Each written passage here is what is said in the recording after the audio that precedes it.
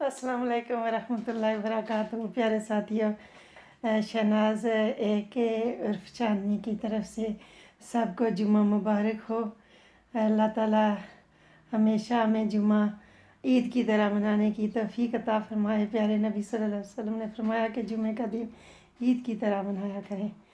आज के दिन हज़रत बाबा आदम अलैहिस्सलाम पैदा हुए थे और कितनी और चीज़ें अल्लाह ने दुनिया भी बनाई थी और क़यामत भी इसी दिन होगी।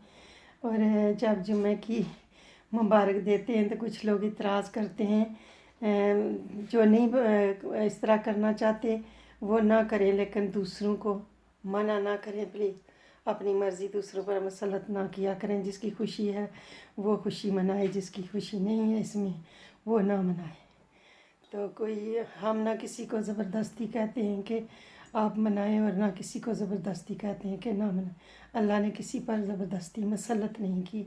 अल्लाह ने फरमाया है कि अगर मैं सबको एक जब मजबूर कर देता कि वो दीन इस्लाम पर कायम रहें तो किसी की मजाल नहीं थी कि वो किसी और तरफ जाते। मैंने इंसान को जो है वो आज़ाद पैदा किया है, उसको अच्छा बुरा रास्ता दिखा दिया है कि बुरे रास्ते का अंजाम जहन्नम और अच्छे रास्ते का अंजाम जन्नत है। तो उसको अक्ल भी अता फरमा दिया ताकि वो अपने लिए अपनी मर्ज़ी का रास्ता चुन ले और आखिरत में उसको उसके किए का अजर मिल जाएगा। अच्छा करेगा तो भी और बुरा किएगा तो भी। प्यारे साथियों, एक दूसरे के साथ प्यार मोहब्बत से रहें। हम एक ही जोड़े की औलाद हैं। हम सब के बाबा आदम अलैहिस्सलाम अल्लाह के पहले पैगंबर, पहले खलीफा हैं और अम्मा हव्वा अलैहिस्सलाम हमारी अम्मा हैं। हम उन्हीं की पैदाइश बच्चों की उनसे ही बच्चे पैदा हुए और सभी उन्हीं की औलाद कहलाते हैं। वो हमारे गांव में जन्नत में भी बैठ कर रोते हैं कि मेरी औलाद जहन्नम में ना चल जाए। हमारे नबी सल्लल्लाहु अलैहि वसल्लम से फरमाते हैं कि बेटा मुझे आपसे उम्मीद है, आप मेरी उम्मत की, आप मेरी औलाद की बख्शिश की शफात कर सकते हैं। मैं एक बात पे अल्लाह से शर्मिंदा हूँ, मैं इतनी जुर्रत नहीं कर सकता कि मैं अपने अल्लाह के आगे अपने औलाद के लिए जन्नत का सवाल कर सकूं, क्योंकि वो शर्मिंदा हैं जो जन्नत में उन्होंने गंदम का फल खा लिया था। तो इस वजह से कहते हैं मैं अल्लाह से शर्मिंदा हूँ। और हम सारी ज़िंदगी सारा दिन गुनाह गलतियाँ करते रहते हैं और हम बिल्कुल शर्मिंदा नहीं होते। और वो उनकी गलती भी नहीं थी, वो उनकी भूल थी।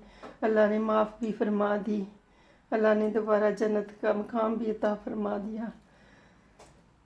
वो शैतान की साजिश थी साथी, और अल्लाह कहता है कि शैतान तुम्हारा खुला दुश्मन है, इससे बचो वरना ये तुम्हें बहयाई के काम सिखा कर जहन्नम की तरफ ले जाएगा। उसने अल्लाह से वादा किया हुआ कि तूने अपने बंदे आदम अलैहिस्सलाम के अदबी सजदा ना करने की वजह से तूने मेरे सारे सजदों को रद्द किया है। मेरी बंदगी जो मैंने तेरे लिए पहले की थी उसको रद्द किया है। मैं क़यामत तक तेरे बंदों को तेरे रास्ते से हटाता रहूँगा, तेरे बंदों को जहन्नम की तरफ लेके जाऊँगा। अल्लाह की पनाह मांगे शैतान मरदूद से, बुरे कामों से बचें। साथियों, अल्लाह ने अक्ल दी हुई है, अल्लाह ने इख्तियार दिया हुआ कि अच्छा रास्ता इख्तियार कर सकें। अल्लाह ताला ने हमें कुरान करीम जैसी अजीम किताब रहनुमाई के लिए अता फरमाई, पैगम्बर अता फरमाए। अब प्यारे नबी सल्लल्लाहु अलैहि वसल्लम मोहम्मद मुस्तफ़ा आखिरी नबी हैं और कुरान करीम आखिरी किताब है। अल्लाह ताला ने फरमाया मैं तुम्हें सब कुछ दे चुका हूँ, अब इसी पर गुजारा करना है। अब ना कोई पैगम्बर आएगा और ना कोई किताब। मैंने सब कुछ अता कर दिया, मैंने इसमें कोई कमी नहीं रखी। प्यारे साथियों, मैं कुरान करीम आप सबकी बेहतरी और सहूलत के लिए उर्दू ज़ुबान में पढ़ रही हूँ ताकि आपको समझ आ सके, क्योंकि अरबी में लिखा हुआ हमें समझ में नहीं आता और हम अमल कैसे करेंगे। और आपको पढ़ना भी नहीं पड़ेगा। अगर उर्दू पढ़ना नहीं आता तो आपका टाइम भी बचेगा। आप जब फारग होकर बैठते हैं मोबाइल से यूट्यूब पे कुछ देखते हैं या फेसबुक पे कुछ देखते हैं या टीवी देखते हैं, उस टाइम में आप कुरान करीम सुन लिया करें। आंखें बंद करके सुनेंगे तो भी आप आराम भी कर सकेंगे, आपको फिर भी समझ आएगी। अब आंखें खोल कर देखेंगे तो भी आपकी अपनी मर्ज़ी। अल्लाह पाक आपको तौफीक अता फरमाए कुरान करीम सुनने की, सीखने समझने की, अमल करने की, आगे पहुँचाने की। प्यारे साथियों, हमदर्दी के साथ कहती हूँ आप सब मेरे बहन भाई हैं, اس میں کسی رنگ نسل کی کوئی تفریق نہیں ہے. ہم ایک جوڑے کی اولاد ہیں, ہم انسان ہیں. اللہ نے کہا ہے کہ اپنے ہم جنس پر رحم کرو, اور ہم جنس میں سبھی انسان آ جاتے ہیں. اور پیارے ساتھیوں, ایک دوسرے کی ہمدردی کیا کریں, ایک دوسرے کے ساتھ دشمنی نہ کریں, اچھا راستہ اختیار کریں تاکہ کرونا وائرس بھی چلا جائے. یہ اسی لیے آیا ہے کہ ہم نے اپنا راستہ چھوڑا ہوا ہے, ہمیں سمجھانے کے لیے آیا ہے. پیارے ساتھیوں, ایک واقعہ میرے ساتھ پیش آیا, جو میرے گروپ کے قرآن کریم کے گروپ کے ساتھی ہیں, میرے رائٹر گروپ کے ساتھی ہیں, میرے سنگر گروپ کے ساتھی ہیں, میرے مسجد گروپ کے ساتھی ہیں, میرے گردوارہ گروپ کے ساتھی ہیں, میری چرچ گروپ کے ساتھی ہیں, جتنے بھی میرے ساتھی ہیں, مجھے سننے دیکھنے سمجھنے والے میرے ریڈیو اکثر کے ساتھی ہیں, سب کو میں ایک واقعہ بیان کرتی ہوں کہ آپ جانتے ہیں میں آپ کی رہنمائی کے لیے ہر ممکن کوشش کرتی ہوں کہ آپ کو اللہ تعالیٰ جنت نصیب فرمائے. میں آپ کے لیے دعائیں کرتی ہوں. میری ذہنی حالت بالکل ٹھیک ہے. کسی دشمن نے جو ہے وہ مینٹل ہیلتھ والوں کو فون کر کے کہا کہ میری ذہنی حالت ٹھیک نہیں ہے.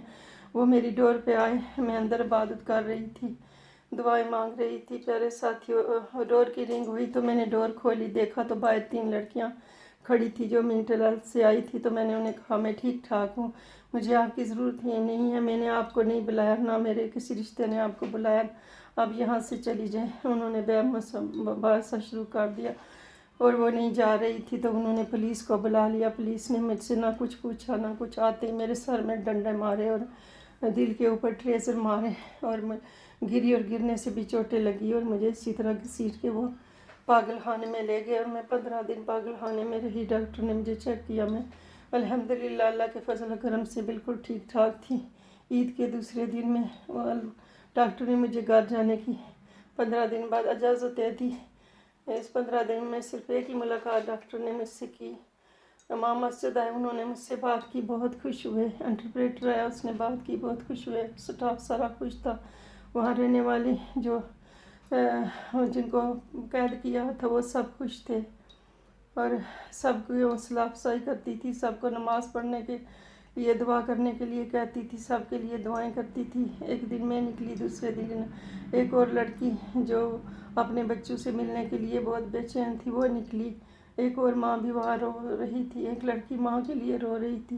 سب کے لیے دعائیں کرتی ہیں, سب اپنے اپنے گھروں میں چلی جائیں. پیارے ساتھیوں, اس طرح میں مار بھی سکتی تھی. پولیس نے مجھ پر میرے سر پر دل پر وار کیے ہیں. اس سے پہلے بھی اسی طرح مجھے لے گئے تھے. میرے سینے پر ایک پولیس والا بیٹھ کر میرا گلا اس نے دبایا ہوا تھا دونوں ہاتھوں سے. میں بالکل مرنے والی تھی, باقی تماشا دیکھ رہے تھے, کسی نے نہیں چھڑایا تھا. پھر اللہ نے مجھے ہمت دی, میری آواز بھی نہیں نکل رہی تھی, میں نے اس کو لات ماری, وہ گرا, اس کے ہاتھ چھوٹے. پھر انہوں نے مجھے بہت مارا, اور مجھے بہت نیل اور بروز پڑے ہوئے تھے. میرے ڈاکٹر نے دیکھے تھے لیکن کوئی ہیلپ نہیں کی میری. اور اب میں ان کے خلاف جو ہے وہ کمپلین کرنا چاہتی ہوں. کوئی وکیل نہیں مل رہا, کوئی جگہ نہیں مل رہی, کوئی مدد نہیں کر رہا. تو کوئی واقعہ ہو تو بندہ پولیس کو بلاتا ہے, پولیس مدد کرتی ہے. اگر مارنے والی ہی پولیس ہو تو مدد کون کرے گا؟ اور یہ ہمارے تحفظ کے لیے ہوتی ہے, ہماری ٹیکس کھا کر تنہائی لیتی ہے, نہ کہ ہمارے مارنے کے لیے ہوتی ہے. اور مریضوں پر مارنے کا تو کوئی حق نہیں ہے. یہاں تو کوئی مجرم کو بھی نہیں مارتا, اور میں مجرم نہ تھی, میں بوڑھی اور بیمار کمزور عورت تھی, اور میرے اوپر اس طرح کے ہتھیار چلانے کا انہیں کیا حق تھا؟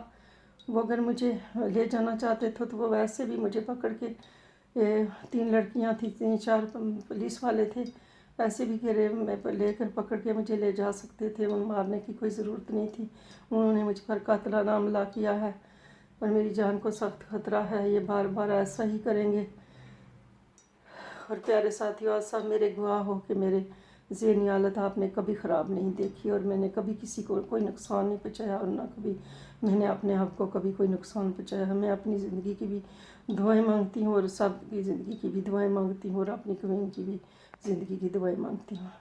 اور ہم اچھے قانون کے لیے ادھر آئے تھے, نہ کہ برے قانون کے لیے آئے تھے, اور ان کو کوئی حق نہیں تھا مجھے مارنے کا.